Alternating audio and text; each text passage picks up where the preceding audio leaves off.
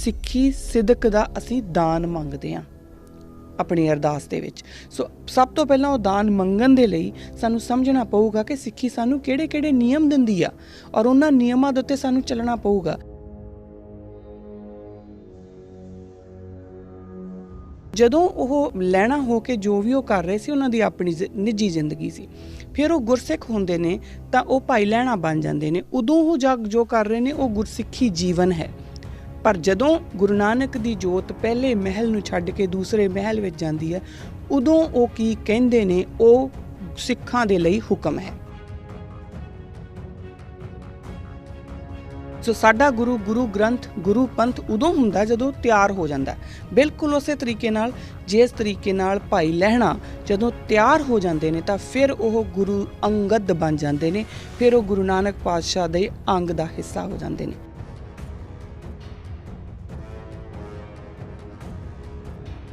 ਇੱਥੇ ਫਰਕ ਕੀ ਆ ਕਿ ਇੱਕ ਰਾਜੇ ਦੇ ਵਾਂਗੂ ਜੋ ਤਖਤ ਤੇ ਹੈ, ਆਪਣਾ ਅਗਲਾ ਵਾਰਸ ਕੌਣ ਹੋਊਗਾ, ਗੁਰੂ ਨਾਨਕ ਜਿਹੜੇ ਨੇ ਉਹ ਦੱਸ ਜਾਂਦੇ ਨੇ ਕਿ ਮੇਰਾ ਅਗਲਾ ਵਾਰਸ ਇਹ ਹੈ, ਔਰ ਉਸ ਦਿਨ ਤੋਂ ਉਹ ਰਾਜਾ ਹੋ ਜਾਂਦੇ ਨੇ।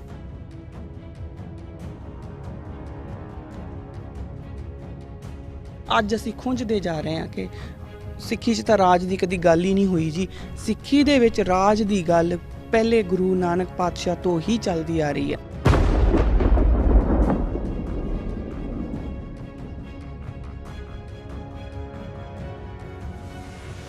ਵਾਹਿਗੁਰੂ ਜੀ ਕਾ ਖਾਲਸਾ, ਵਾਹਿਗੁਰੂ ਜੀ ਕੀ ਫਤਿਹ। ਕਿਰਦਾਰੇ ਖਾਲਸਾ ਦੇ ਅੱਜ ਦੇ ਇਸ ਐਪੀਸੋਡ ਦੇ ਵਿੱਚ ਮੈਂ ਕਿਰਨਪ੍ਰੀਤ ਕੌਰ ਆਪ ਸਭ ਦਾ ਬਹੁਤ-ਬਹੁਤ ਸਵਾਗਤ ਕਰਦੀ ਹਾਂ। ਸਭ ਤੋਂ ਪਹਿਲਾਂ ਤਾਂ ਮੈਂ ਪ੍ਰੋਗਰਾਮ ਸ਼ੁਰੂ ਕਰਨ ਤੋਂ ਪਹਿਲਾਂ ਹੀ ਮੈਂ ਆਪ ਸਭ ਤੋਂ ਖਿਮਾ ਦੀ ਜਾਚ ਰੱਖਾਂ ਕਿ ਪਿਛਲੇ ਕੁਝ ਸਮੇਂ ਦੇ ਵਿੱਚ ਮੈਂ ਰਿਕਾਰਡਿੰਗ ਨਹੀਂ ਕਰਾ ਪਾਈ। ਖੈਰ, ਅੱਜ ਤੋਂ ਆਪਾਂ ਫਿਰ ਉਸੇ ਹੀ ਲੜੀ ਨੂੰ ਅੱਗੇ ਤੋਰਾਂਗੇ।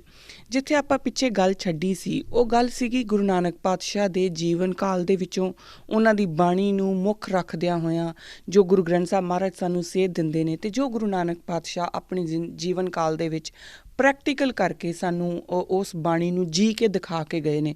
ਉਹਦੇ ਵਿੱਚੋਂ ਅਸੀਂ ਇਹ ਦੇਖਣ ਦੀ ਕੋਸ਼ਿਸ਼ ਕੀਤੀ ਸੀਗੀ ਕਿ ਸਿੱਖਾਂ ਨੂੰ ਗੁਰੂ ਮਹਾਰਾਜ ਨੇ ਕਿਸ ਤਰੀਕੇ ਨਾਲ ਇੱਕ ਧਾਗੇ 'ਚ ਪਰੋਇਆ ਹੈ, ਕਿਸ ਤਰੀਕੇ ਨਾਲ ਸਾਨੂੰ ਇੱਕ ਧਰਮ ਦੇ ਨਾਲ ਜਿਹੜਾ ਹੈ ਉਹਨਾਂ ਨੇ ਬੰਨ੍ਹਿਆ ਹੈ ਕਿ ਇਹ ਤੁਹਾਡਾ ਧਰਮ ਹੈ। ਸਾਨੂੰ ਕਿਸ ਤਰੀਕੇ ਨਾਲ ਜਿਹੜੇ ਸਾਡੇ ਧਰਮ ਦੇ ਰੂਲਸ ਐਂਡ ਰੈਗੂਲੇਸ਼ਨਸ ਨੇ ਉਹ ਸਾਨੂੰ ਦਿੱਤੇ ਨੇ। ਸੋ ਇਹਦਾ ਮੇਨ ਮਕਸਦ ਜਿਹੜਾ ਸੀਗਾ ਮੇਰਾ ਉਹ ਇਹੀ ਸੀ ਕਿ ਬਹੁਤ ਵਾਰ ਅਸੀਂ ਇਹ ਗੱਲ ਕਹਿ ਦਿੰਦੇ ਹਾਂ ਕਿ ਜੀ ਸਿੱਖੀ ਜਿਹੜੀ ਆ ਉਹ ਤਾਂ ਸਭ ਦੀ ਸਾਂਝੀ ਆ। ਬੇਸ਼ੱਕ ਸਿੱਖੀ ਸਭ ਦੀ ਸਾਂਝੀ ਆ, ਪਰ ਸਿੱਖੀ ਦੇ ਆਪਣੇ ਕੁਝ ਅਸੂਲ ਨੇ। ਸਿੱਖ ਕੋਈ ਵੀ ਹੋ ਸਕਦਾ, ਕਿਸੇ ਦਾ ਵੀ ਮਨ ਕਰੇ ਕਿ ਮੈਂ ਸਿੱਖੀ ਧਾਰਨ ਕਰਨੀ ਉਹ ਕਰ ਸਕਦਾ। ਇਸ ਕਰਕੇ ਸਿੱਖੀ ਸਭ ਦੀ ਸਾਂਝੀ ਆ ਔਰ ਸਿੱਖੀ ਕਿਸੇ ਨੂੰ ਐਕਸਕਲੂਡ ਨਹੀਂ ਕਰਦੀ। ਅਸੀਂ ਇਹ ਸਿੱਖੀ ਦੇ ਵਿੱਚ ਇਹ ਫਲਸਫਾ ਨਹੀਂ ਹੈ ਕਿ ਜੇਕਰ ਤੁਸੀਂ ਸਿੱਖ ਨਹੀਂ ਹੋ ਤਾਂ ਤੁਸੀਂ ਮਾੜੇ ਇਨਸਾਨ ਹੋ। ਇਹ ਫਲਸਫਾ ਸਿੱਖੀ ਦੇ ਵਿੱਚ ਨਹੀਂ ਹੈ। ਇਸ ਕਰਕੇ ਸਿੱਖੀ ਸਭ ਦੀ ਸਾਂਝੀ ਆ। ਪਰ ਜੇਕਰ ਅਸੀਂ ਸਿੱਖ ਬਣਨਾ ਹੈ ਤਾਂ ਸਾਨੂੰ ਕੁਝ ਰੂਲਸ ਐਂਡ ਰੈਗੂਲੇਸ਼ਨਸ ਜਿਹੜੇ ਸਾਡੇ ਗੁਰੂ ਪਾਤਸ਼ਾਹ ਨੇ ਸਾਨੂੰ ਦਿੱਤੇ ਨੇ ਉਹ ਫੋਲੋ ਕਰਨੇ ਪੈਣਗੇ। ਜੇਕਰ ਅਸੀਂ ਉਹ ਫੋਲੋ ਨਹੀਂ ਕਰਦੇ ਤਾਂ ਅਸੀਂ ਸਿੱਖੀ ਦੇ ਐਡਮਾਇਰਰ ਤਾਂ ਹੋ ਸਕਦੇ ਹਾਂ। ਅਸੀਂ ਇਹ ਤਾਂ ਕਹਿ ਸਕਦੇ ਹਾਂ ਕਿ ਸਾਨੂੰ ਸਿੱਖੀ ਬਹੁਤ ਵਧੀਆ ਲੱਗਦੀ ਆ, ਪਰ ਅਸੀਂ ਇਹ ਨਹੀਂ ਕਹਿ ਸਕਦੇ ਕਿ ਅਸੀਂ ਸਿੱਖ ਹਾਂ। ਸਿੱਖੀ ਇੰਝ ਹੀ ਬਹੁਤ ਜਿਹੜੇ ਵਿਦਵਾਨ ਨੇ ਉਹਨਾਂ ਨੇ ਸਿੱਖੀ ਨੂੰ ਇੰਝ ਹੀ ਇੱਕ ਖਿਲਰਿਆ ਜਿਹਾ ਇੱਕ ਢਾਂਚਾ ਦੱਸ ਦਿੱਤਾ ਕਿ ਜਿਹੜਾ ਮਰਜ਼ੀ ਆਵੇ, ਜਿਸ ਤਰੀਕੇ ਨਾਲ ਮਰਜ਼ੀ ਉਹਨੂੰ ਦੇਖੀ ਚੱਲੇ। ਕੋਈ ਕਹਿੰਦਾ ਕਿ ਇਹਦੇ ਵਿੱਚ ਵੀ ਸਿੱਖੀ ਹੁੰਦੀ ਆ, ਕੋਈ ਕਹਿੰਦਾ ਉਹਦੇ ਵਿੱਚ ਵੀ ਹੁੰਦੀ ਆ, ਕੋਈ ਕਹਿੰਦਾ ਹੁੰਦੀ ਹੋਈ ਨਹੀਂ। ਸੋ ਇਹਨਾਂ ਸਾਰੀਆਂ ਚੀਜ਼ਾਂ ਦਾ ਜਿਹੜਾ ਇੱਕ ਜਿਹੜਾ ਕੌਨਫਲਿਕਟ ਹੈ ਉਹਨੂੰ ਐਡਰੈਸ ਕਰਨ ਦਾ ਮੇਰਾ ਇੱਕ ਛੋਟਾ ਜਿਹਾ ਉਪਰਾਲਾ ਸੀਗਾ, ਜਿਹਦੇ ਵਿੱਚ ਅਸੀਂ ਇਹ ਕੋਸ਼ਿਸ਼ ਕਰ ਰਹੀ ਸੀਗੀ ਮੈਂ ਕਿ ਆਪਾਂ ਗੁਰਬਾਣੀ ਨੂੰ ਹੀ ਮੁੱਖ ਧਾਰਾ ਰੱਖ ਕੇ, ਗੁਰਬਾਣੀ ਨੂੰ ਹੀ ਮੇਨ ਰੱਖ ਕੇ ਗੁਰੂ ਪਾਤਸ਼ਾਹਾਂ ਦੇ ਜੀਵਨ ਦੇ ਵਿੱਚੋਂ ਅਸੀਂ ਇਹ ਦੇਖੀਏ ਕਿ ਉਹਨਾਂ ਨੇ ਪ੍ਰੈਕਟੀਕਲ ਕਰਕੇ ਸਾਨੂੰ ਉਹ ਜਿਹੜੇ ਰੂਲਸ ਦਿੱਤੇ ਨੇ, ਬੇਸਿਕਲੀ ਉਹਨਾਂ ਨੇ ਪਹਿਲਾਂ ਆਪ ਜੀ ਕੇ ਫਿਰ ਸਾਨੂੰ ਰੂਲ ਦਿੱਤੇ ਨੇ। ਔਰ ਉਹ ਜਿਹੜੇ ਰੂਲਸ ਨੇ ਉਹ ਬੇਸਿਕਲੀ ਇੱਕ ਚੀਜ਼ ਨਿਰਧਾਰਿਤ ਕਰਦੇ ਨੇ ਕਿ ਜਿਹੜੀ ਸਿੱਖੀ ਹੈ ਉਹ ਤੁਹਾਨੂੰ ਕਮਾਉਣੀ ਪਊਗੀ। ਉਹ ਇੰਝ ਹੀ ਨਹੀਂ ਹੋ ਸਕਦਾ ਕਿ ਮੈਂ ਸਿੱਖੀ ਅੰਦਰ ਹੋਣੀ ਚਾਹੀਦੀ ਆ, ਸਿੱਖੀ ਬਾਹਰ ਨਹੀਂ ਹੋਣੀ ਚਾਹੀਦੀ। ਇਹੋ ਜਿਹੀਆਂ ਜਿਹੜੀਆਂ ਆਈ ਸੇ ਕਿ ਜਿਹੜੀਆਂ ਇਹੋ ਜਿਹੀਆਂ ਘਟੀਆ ਜਿਹੀਆਂ ਆਪਾਂ ਤਰਕ ਦਿੰਦੇ ਹਾਂ ਨਾ, ਇਹਨਾਂ ਤੋਂ ਸਾਨੂੰ ਦੂਰ ਰਹਿਣਾ ਪਊਗਾ। ਕਿਉਂਕਿ ਸਿੱਖੀ ਅਗਰ ਹੈ ਤਾਂ ਉਹ ਫੁੱਲ ਦੀ ਮਹਿਕ ਵਾਂਗੂ ਮਹਿਕੂਗੀ ਹੀ ਮਹਿਕੂਗੀ। ਅਤੇ ਫੁੱਲ ਦੀ ਮਹਿਕ ਜੇ ਆਪਾਂ ਕਹੀਏ ਕਿ ਆਈ ਜਾਣੀ ਆ, ਬਾਹਰੋਂ ਫੁੱਲ ਖਿਲੇ ਨਾ ਖਿਲੇ ਕੋਈ ਫਰਕ ਨਹੀਂ ਪੈਂਦਾ, ਤਾਂ ਇਹ ਗੱਲ ਝੂਠੀ ਆ। ਸਾਨੂੰ ਸਿੱਖੀ ਸਿਦਕ ਦਾ ਅਸੀਂ ਦਾਨ ਮੰਗਦੇ ਹਾਂ ਆਪਣੀ ਅਰਦਾਸ ਦੇ ਵਿੱਚ। ਸੋ ਸਭ ਤੋਂ ਪਹਿਲਾਂ ਉਹ ਦਾਨ ਮੰਗਣ ਦੇ ਲਈ ਸਾਨੂੰ ਸਮਝਣਾ ਪਊਗਾ ਕਿ ਸਿੱਖੀ ਸਾਨੂੰ ਕਿਹੜੇ ਨਿਯਮ ਦਿੰਦੀ ਆ ਔਰ ਉਹਨਾਂ ਨਿਯਮਾਂ ਦੇ ਉੱਤੇ ਸਾਨੂੰ ਚੱਲਣਾ ਪਊਗਾ। ਦੇਖੋ, ਅਗਰ ਆਪਾਂ ਕਿਸੇ ਇੱਕ ਘਰ ਦੇ ਵਿੱਚ ਵੀ ਰਹਿਣ ਲੱਗ ਜਾਈਏ ਨਾ, ਤਾਂ ਉਸ ਘਰ ਦੇ ਵੀ ਆਪਣੇ ਇੱਕ ਰੂਲਸ ਐਂਡ ਰੈਗੂਲੇਸ਼ਨਸ ਹੁੰਦੇ ਆ। ਆਪਾਂ ਜਿੰਨੇ ਵੀ ਇਸ ਟਾਈਮ ਦੇ ਉੱਪਰ ਤੁਸੀਂ ਜਿੰਨੇ ਵੀ ਮੈਨੂੰ ਸੁਣ ਰਹੇ ਆ, ਹੋ ਸਕਦਾ ਤੁਸੀਂ ਮੇਰੇ ਨਾਲ ਸਹਿਮਤ ਹੋਵੋ ਜਾਂ ਨਾ ਹੋਵੋ, ਦੋਨਾਂ ਗੱਲਾਂ ਦੇ ਵਿੱਚ ਹੀ ਠੀਕ ਹੈ। ਲੇਕਿਨ ਇੱਕ ਵਾਰੀ ਸੋਚ ਕੇ ਦੇਖਿਆ ਜੇ ਕਿ ਆਪਾਂ ਆਪਣੇ ਘਰਾਂ ਦੇ ਵਿੱਚ ਵੀ ਕੁਝ ਰੂਲਸ ਨਿਰਧਾਰਿਤ ਕੀਤੇ ਹੁੰਦੇ ਆ। ਜਿਨ੍ਹਾਂ ਘਰਾਂ ਦੇ ਵਿੱਚ ਉਹ ਰੂਲਸ ਖੁੱਸ ਜਾਂਦੇ ਆ ਨਾ, ਫਿਰ ਉਹ ਵਿਖਰਨੇ ਸ਼ੁਰੂ ਹੋ ਜਾਂਦੇ ਆ। ਅਸੀਂ ਆਪਣੇ ਘਰਾਂ ਦੇ ਵਿੱਚ ਰੂਲਸ ਹੁੰਦੇ ਆ। ਕਿਸੇ ਦੇ ਘਰ ਦੇ ਵਿੱਚ ਇਹ ਰੂਲ ਹੈ ਕਿ ਮੈਂ ਸਵੇਰੇ ਉੱਠ ਕੇ ਪਾਠ ਕਰਨਾ, ਕਿਸੇ ਦੇ ਘਰ ਦੇ ਵਿੱਚ ਇਹ ਨਿਯਮ ਹੈ ਕਿ ਮੈਂ ਪਾਠ ਨਹੀਂ ਕਰਨਾ, ਜਾਂ ਉਹਦਾ ਕੁਝ ਹੋਰ ਆਪਣੀ ਦਿਨਚਰਿਆ ਹੈ। ਉਹ ਜਿਹੜੇ ਨਿਯਮ ਹੈ ਉਹ ਬੇਸਿਕਲੀ ਸਾਡੇ ਘਰ ਨੂੰ ਬੰਨ੍ਹਣ ਦਾ ਕੰਮ ਕਰਦੇ ਆ, ਹੈ ਨਾ। ਕਿਸੇ ਦੇ ਘਰ ਦੇ ਵਿੱਚ ਬਹੁਤ ਸਾਰੇ ਬੂਟੇ ਹੁੰਦੇ ਆ, ਉਹਦਾ ਆਪਣਾ ਇੱਕ ਰੂਲ ਆ ਉਹਦਾ, ਕਿ ਮੈਨੂੰ ਉਹ ਕਿਉਂਕਿ ਉਹ ਕੁਦਰਤ ਦੇ ਕਰੀਬ ਆ, ਇਸ ਕਰਕੇ ਉਹਨੇ ਆਪਣਾ ਰੂਲ ਬਣਾ ਲਿਆ ਕਿ ਮੈਂ ਸਵੇਰੇ ਪਾਣੀ ਦੇਣਾ, ਮੈਂ ਜਾਂ ਸ਼ਾਮ ਨੂੰ ਪਾਣੀ ਦੇਣਾ। ਉਹ ਰੂਲਸ ਨੇ। ਜੇਕਰ ਅਸੀਂ ਆਪਣੀ ਲਾਈਫ ਦੀਆਂ ਇੰਨੀਆਂ ਛੋਟੀਆਂ ਗੱਲਾਂ ਦੇ ਵਿੱਚ ਵੀ ਜਿਹੜੇ ਰੂਲਸ ਨੇ ਉਹ ਸਮਝਦੇ ਹਾਂ ਕਿ ਇਹ ਮੇਰਾ ਨਿਯਮ ਹੈ, ਮੈਂ ਖੰਡ ਜ਼ਿਆਦਾ ਨਹੀਂ ਪੀ ਸਕਦਾ, ਜਾਂ ਮੈਂ ਖੰਡ ਜ਼ਿਆਦਾ ਨਹੀਂ ਪੀਣੀ, ਜਾਂ ਮੈਂ ਨਮਕ ਜ਼ਿਆਦਾ ਨਹੀਂ ਖਾਣਾ, ਇਹ ਸਾਡੇ ਨਿਯਮ ਹੈ ਨਾ ਜੀ, ਇਹ ਸਾਡੇ ਰੂਲਸ ਆ। ਅਸੀਂ ਆਪਣੀ ਪਰਸਨਲ ਲਾਈਫ ਦੇ ਵਿੱਚ ਰੂਲਸ ਜਿਹੜੇ ਆ ਉਹ ਫੋਲੋ ਕਰਨ ਨੂੰ ਕਹਿੰਦੇ ਆ ਕਿ ਇਹ ਮੇਰਾ ਅਸੂਲ ਹੈ। ਫਿਰ ਅਸੀਂ ਸਿੱਖੀ ਨੂੰ ਕਿੱਦਾਂ ਕਹਿ ਸਕਦੇ ਹਾਂ ਕਿ ਕੋਈ ਅਸੂਲ ਹੈ ਹੀ ਨਹੀਂ, ਜਿਹਦਾ ਜੋ ਜੀ ਕਰਦਾ ਉਹ ਉੱਦਾਂ ਹੀ ਚੱਲੀ ਜਾਵੇ? ਇੰਝ ਨਹੀਂ ਹੁੰਦਾ। ਸਿੱਖੀ ਦਾ ਜਿਹੜਾ ਘਰ ਹੈ ਉਹਦਾ ਮੁਖੀ ਹੈ ਗੁਰੂ ਨਾਨਕ ਪਾਤਸ਼ਾਹ, ਔਰ ਗੁਰੂ ਨਾਨਕ ਪਾਤਸ਼ਾਹ ਦੇ ਦਿੱਤੇ ਨਿਯਮਾਂ ਦੇ ਉੱਤੇ ਸਾਨੂੰ ਚੱਲਣਾ ਪਊਗਾ ਜੇਕਰ ਅਸੀਂ ਸਿੱਖੀ ਦੇ ਘਰ ਦੇ ਵਿੱਚ ਰਹਿਣਾ ਚਾਹੁੰਦੇ ਹਾਂ। ਤੇ ਉਸ ਤੋਂ ਬਿਨਾਂ ਅਸੀਂ ਇਹ ਤਾਂ ਕਹਿ ਸਕਦੇ ਹਾਂ ਗਵਾਂਢੀ ਹੋਣ ਦੇ ਨਾਤੇ ਕਿ ਉਹਨਾਂ ਦੇ ਘਰ ਦੇ ਵਿੱਚ ਬਹੁਤ ਸ਼ਾਂਤੀ ਆ, ਜਾਂ ਉਹ ਘਰ ਬਹੁਤ ਸੋਹਣਾ, ਪਰ ਆਪਾਂ ਉਸ ਘਰ ਦੇ ਮੈਂਬਰ ਨਹੀਂ ਹੋ ਸਕਦੇ।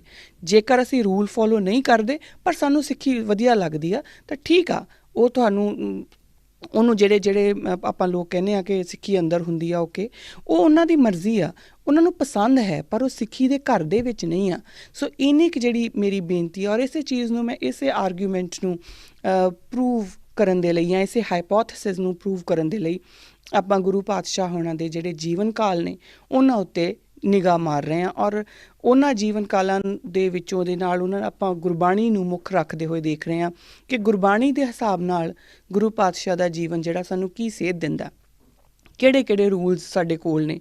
ਗੁਰੂ ਨਾਨਕ ਪਾਤਸ਼ਾਹ ਦੀ ਲਾਈਫ ਦੇ ਉੱਤੇ ਆਪਾਂ ਜਦੋਂ ਡਿਸਕਸ ਕਰ ਰਹੇ ਸੀਗੇ ਤਾਂ ਬਹੁਤ ਇੱਕ ਖੁੱਲ੍ਹ ਕੇ ਆਪਾਂ ਇਹਦੇ ਉੱਤੇ ਦੇਖਿਆ ਸੀਗਾ ਕਿ ਗੁਰੂ ਨਾਨਕ ਨੇ ਸਾਨੂੰ ਜੈਂਡਰ ਇਕੁਐਲਿਟੀ ਦਾ ਵੀ ਇੱਕ ਰੂਲ ਦਿੱਤਾ ਆ, ਹਰ ਤਰ੍ਹਾਂ ਦੀ ਇਕੁਐਲਿਟੀ ਦਾ ਰੂਲ ਦਿੱਤਾ ਆ, ਕਿਰਤ ਕਰਨ ਦਾ ਜਿਹੜਾ ਰੂਲ ਦਿੱਤਾ ਔਰ ਉਹ ਆਪ ਕਰਕੇ ਦਿਖਾਈ ਹੈ।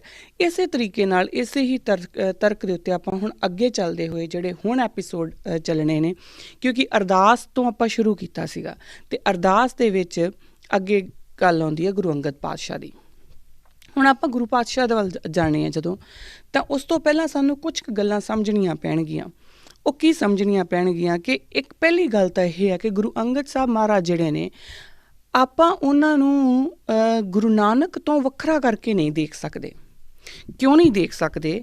ਕਿਉਂਕਿ ਗੁਰੂ ਨਾਨਕ ਪਾਤਸ਼ਾਹ ਆਪ ਕਹਿੰਦੇ ਨੇ, ਜਾਂ ਕਿਉਂਕਿ ਗੁਰਬਾਣੀ ਕਹਿੰਦੀ ਹੈ ਤਾਂ ਗੁਰੂ ਨਾਨਕ ਪਾਤਸ਼ਾਹ ਕਹਿ ਰਹੇ ਨੇ, ਕਹਿੰਦੇ ਗੁਰੂ ਨਾਨਕ ਨਿਕਟ ਬਸੇ ਬਨਵਾਰੀ, ਤਿਨ ਲਹਿਣਾ ਥਾਪ ਜੋਤ ਜਗ ਧਾਰੀ।